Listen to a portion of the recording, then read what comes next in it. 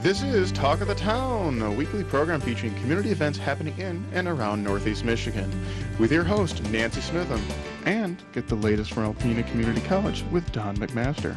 And now, today's Talk of the Town. Good morning and welcome to Talk of the Town. I'm Nancy Smitham. My first guest today is Brad Summers from the Boys and Girls Club of Alpena. Good morning, Brad. Good morning, Nancy.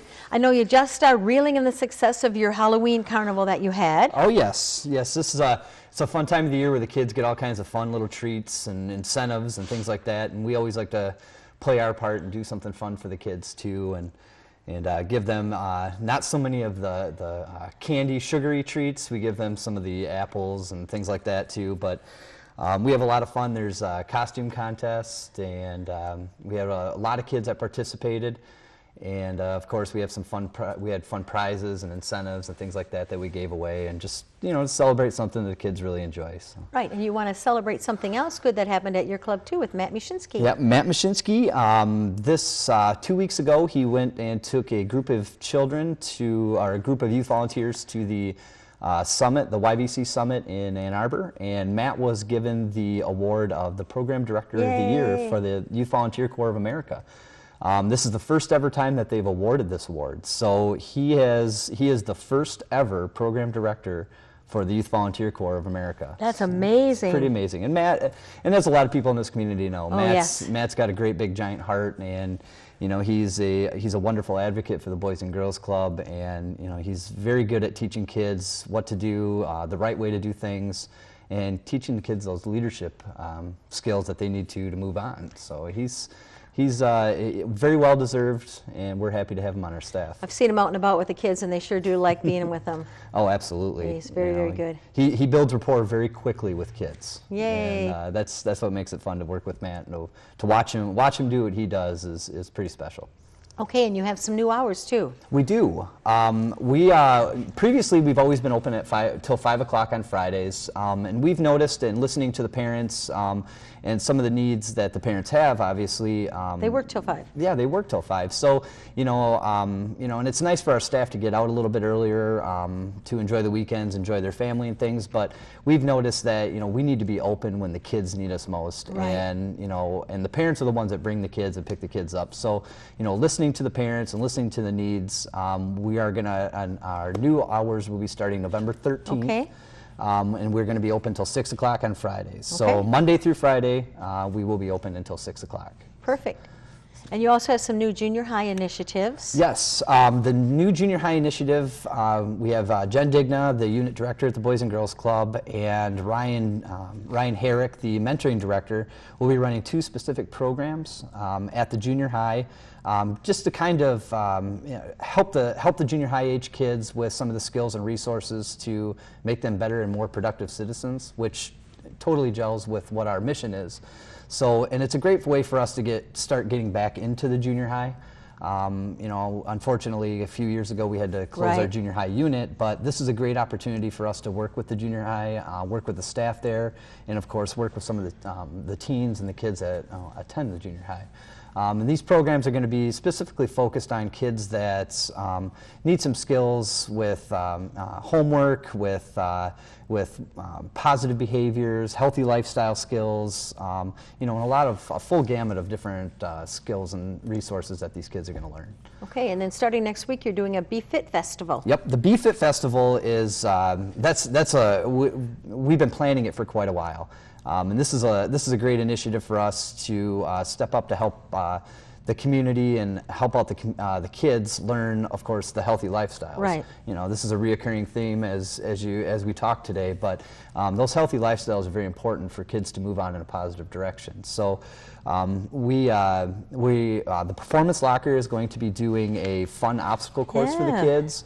And we've been in contact with the Bay Athletic Club too, to hopefully that they'll be coming to do a Zumba class or a yoga class with the kids. And of course, we're going to have a big bounce house and a lot of fun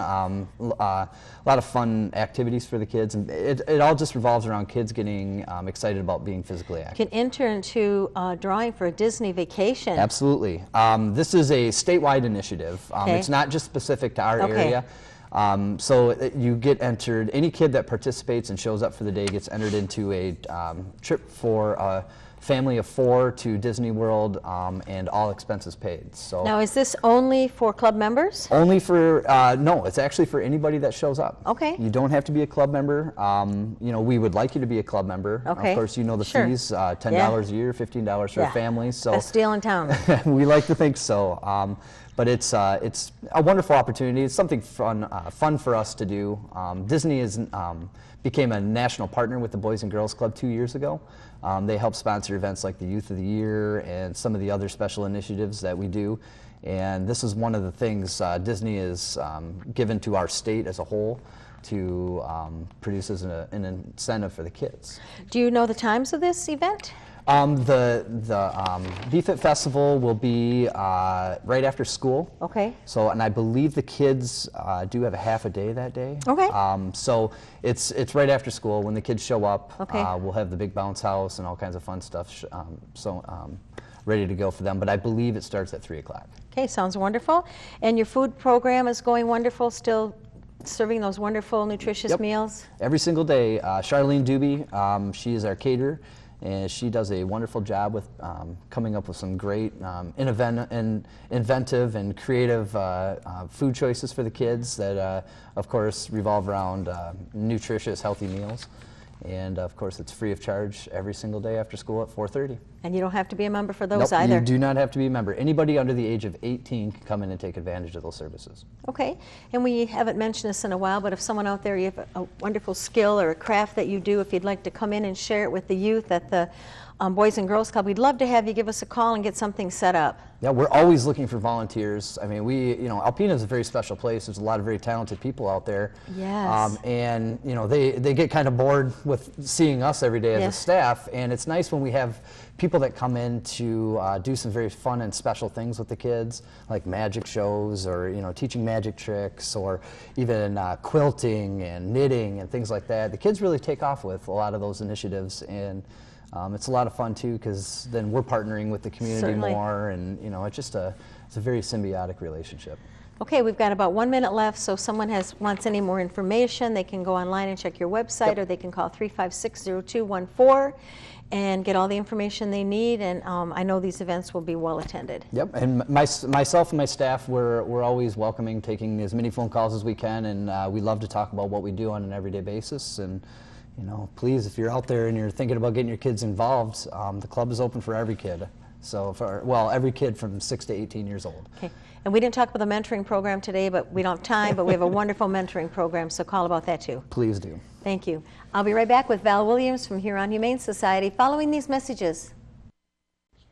Hi, welcome back. My last guest today is Val Williams from Huron Humane Society. Hi, Val. Hi, Nancy. We've got a lot to talk about, so let's get right to it. We're going to do. start with the open house. Yes, so we're really excited. We've done open houses in the past, but we haven't done one since our building has been updated and a lot of things upgraded and a lot of things moved around. So Jennifer Newhouse, who I talked about briefly last week, is new on staff with us at the Huron Humane Society, and she had this wonderful idea. We took her out to the shelter to kind of show her around, and she was just in awe of all of the changes that we've made over the past probably 6 years. She hadn't been out there and really looked around, so she suggested and offered to put together an open house so that we can invite the community out. We'll have some coffee, hot cocoa, cookies, and we're doing this on December 19th. Okay. So you've got a while to plan and put that on your calendars.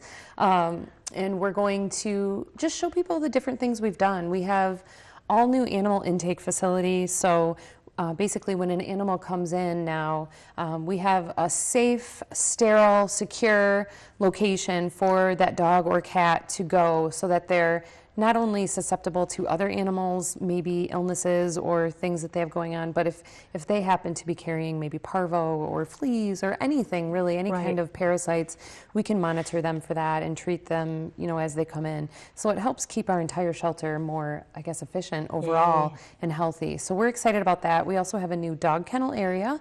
It's beautiful. It's everything is state of the art, and we were able to have this new area installed 100% by Tom Pelkey, who's a very wonderful volunteer at the shelter. But he was able to get probably 80 to 90% of the materials donated Amazing. or recycled. So very low cost to us as a whole over the last 6 years. And then we have a lot of other new rooms. We have a medical room where we can do some spays and neuters. We have some vets come out once every couple of months and do some of our animals so that when we adopt them out, we can make sure that they're spayed or neutered. So it's great. I'm excited for Jennifer to not only have her first event kick off, but also to see the community's reaction to what we've done and to be able to talk to people that maybe haven't been out there in a while. So And they can find an adorable adoptable. absolutely, absolutely. If you think maybe adoption. That's the real thing, folks. They want you to adopt an animal. We do, and we'll probably have some ready to go. But yeah, if you've been thinking about adoption for a while and just haven't been able to make it out to the shelter, stop out on Saturday, December 19th. We'll be there we'll be there all day, but from noon until 3, we Okay. will have the open house going on. So Okay, and a wine tasting? there might be a wine tasting. Yay. Actually, Jennifer has called it the Sip and Dip. She would Okay. like to do something in conjunction with Cobby Goose. I'm not at liberty to give out dates or Okay. any more information, but I will just let people know to keep your eyes and ears open, probably mostly on Facebook and our website. Jennifer would really like to get a bunch of people together to maybe have a glass or two of wine or pop or water if that's what you choose, and do some sort of an art project or a painting project together and talk about the Humane Society with people. So I'm excited about that. I'm excited to see what she has planned, and she really is just very energetic, very forward and progressively thinking, which I enjoy being around that. So she's a good fit for us at the Humane Society. So yeah, keep your ears open for that event. And what about the rescue animals? Where are you with them? Yeah, I want to just update the community on, that rescue that took place, the very large farm animal Right. rescue. Everybody's been talking, not everybody, but most A people lot in the of people. community have been talking about this as the Cocker rescue, and I want to just also add to that conversation. The Cocker Spaniels, there were a lot of them. Right. Those dogs were walked every single night at the animal control facility by 30 plus individuals. Thank you for that support. Thank you for doing that. All of the Cocker Spaniels have been fostered out now and are Great. probably going to get adopted by those foster families. Can't thank you all enough. But I also want to mention the many individuals who have been helping with the large farm animals, which was such a big help to us as an agency because we are mostly a cat and dog Yeah. care facility. So with the horses and the chickens and the pigs and all of the other farm animals that came in, the donkeys, some of them were pregnant, the pigs were pregnant. We had no idea what we were doing. We just knew that as animal control in the Huron Humane Society, we had to provide this service, and we of course wanted to care for these animals. So a huge thank you and a huge shout out to Amber Smith, Brenda Manning, and I'm sure I'm forgetting somebody, but anybody in the community who's helped us with those farm animals, thank you. We really can't thank you enough for that support. And now all of the farm animals are safe and happy and in foster homes and foster farms. So we were able to pull this off, I think 86 animals. We were able to support those 86 animals and being Amazing. returned to a safe environment and being well taken care of and provided for because of the support of the community. So Amazing. yeah, I think that's important to mention that. And you mentioned fostering. We really need help with fostering. If you have time for an animal on a weekend or a few days during the week, but you don't want a dog or a cat all the time, you could really help the Humane Society by fostering. Absolutely, and it used to be a matter of freeing up kennel space. We try to look at it that way, but I think it's more important to talk about the benefit that happens for the animal. So let's say the animal is not as socialized as we would like them to be, the dog or the cat. Not only are they getting out for an evening, a day, a weekend if you can, or a week while you're up here on vacation. Right. And they're getting more socialized to your environment, maybe to the animals that you have around, and also maybe getting used to taking walks every morning or feeding time, at a different time.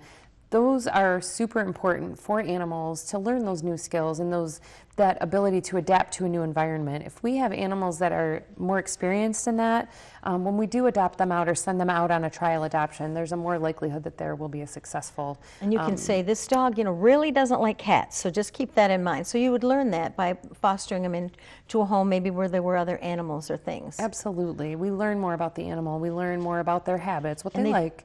Yeah. And they just get adopted quicker when they're fostered. It's just a proven fact. Absolutely. And we promise, we will not pressure you into adopting the animal if you foster it. That is your decision. We will gladly bring the animal back into the shelter when you're done with your fostering experience.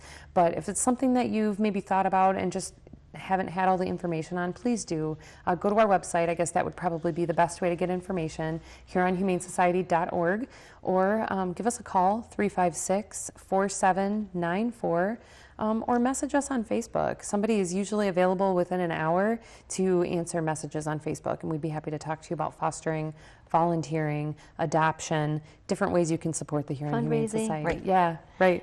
And we have just about enough time to talk about how to take care of your animals in cold weather. Sure. So if your animals do need to be outside in the wintertime, it's very important that you consider sheltering them. I think it's also the law that you provide shelter for them. So as part of the animal control facility now, we do want to stress that. If you're providing bedding of some sort, please steer away from blankets and things like that. They tend to hold the moisture and they hold the cold and they freeze. So your animals aren't really getting any warmer from those bedding materials. We can talk to you about alternative bedding materials that are actually natural, straw and hay, things like that. There are other options. So if you do need to keep your animals outside, there are ways to make sure that they have access to fresh water at all times so that it doesn't freeze, and we would love to talk to you more about that. Or you can go on our website. We usually have some pet care tips posted off to the right-hand side, different ways that you can provide some safe, in the winter, warm shelter options, or in the summer, some cooler options for your pets if they do need to be kept outside. Okay, we're out of time, but we just want to remind people that not too soon to start thinking about items for the gala. Absolutely. It's coming up in May, so make sure March 19th, I know it's an actually. M, March 19th. So make sure you start thinking of some wonderful items you can donate. Absolutely. We'd be happy to take some items off your hand. Thank you very much. Thank you, Nancy. Please stay tuned for Don McMaster following these messages. Greetings, everyone, and welcome to Talk of the Town. I'm Dr. Don McMaster. I'm president of Alpena Community College, and I'm pleased to have as our guest with us this morning Dr. Mark Kinney, who's the president of the Association of Lifelong Learners. It's my pleasure to be here. This is great. So, Dr. Kinney, tell us a little bit about ALL. Well, all started with the support of ACC. It's a group of about 300 individuals who contract, really. They pay $50 a year per person to join the association, and that gives them the opportunity to take part in just about 300 classes or 300 programs each year. We have programs each of the 4 quarters of the calendar year, and those will be crafts and current events and travel and how to make things. I mean, it's just a very, very rich set of offerings. It sounds like a very vibrant group. And It is, and I was absolutely shocked about the last board meeting we had. The membership chair came to us and he had put out the data. And out of those 300 members, the median age is 72. And we've got folks from, young age. I mean, we serve adults, right? And we're trying to move down to that younger age. But it's like, the median age is 72. I mean, we have folks that are 90s, Yes. still actively doing our programs. Yes, I think it's a wonderful thing in the community. Of course, we're very delighted to have you a part of the college family.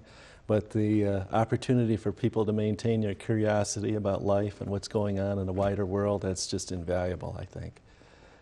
It is. Some of our programs are recreation or physical health kind of things. It's good for adults to get out and be active. We take them on hikes or bike trips or things like that, as well as these other kinds of things that are good for the mind. Yes. So I understand that next week we have a all fundraiser. Oh, I'm glad you remember.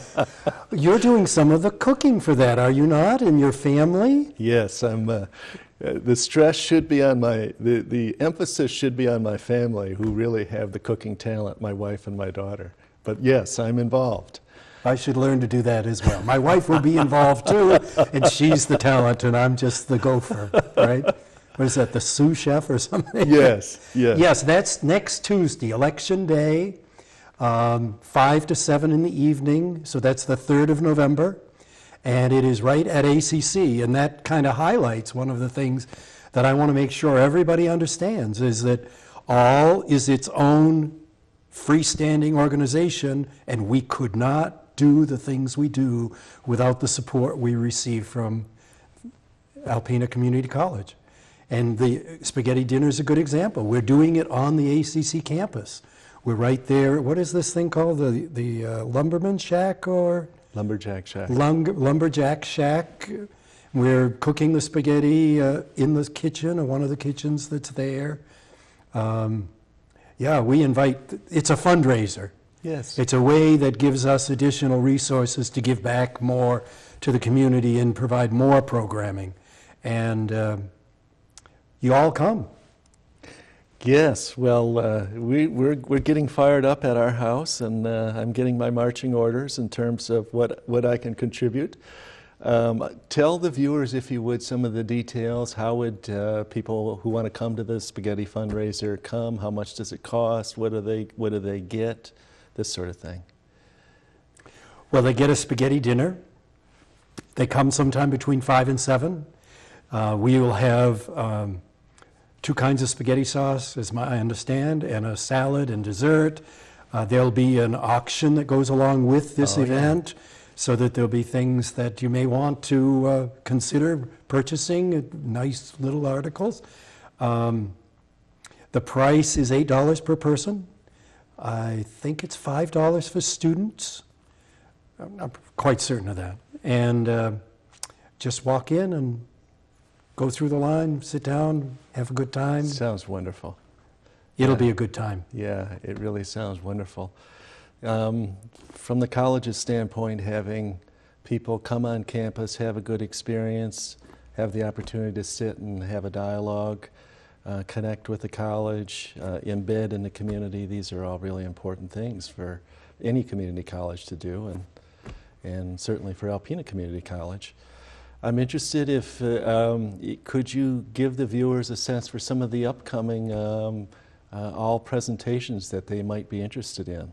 I can do some of that, but my memory isn't as great as the internet is. So one thing they can do is to go to the website for the Association of Lifelong Learners. Now that's long, and for the website, there's no spaces. It's associationoflifelonglearners.org, and you can just click on the whole list of programs for the time period till the first of the year now, so fall quarter.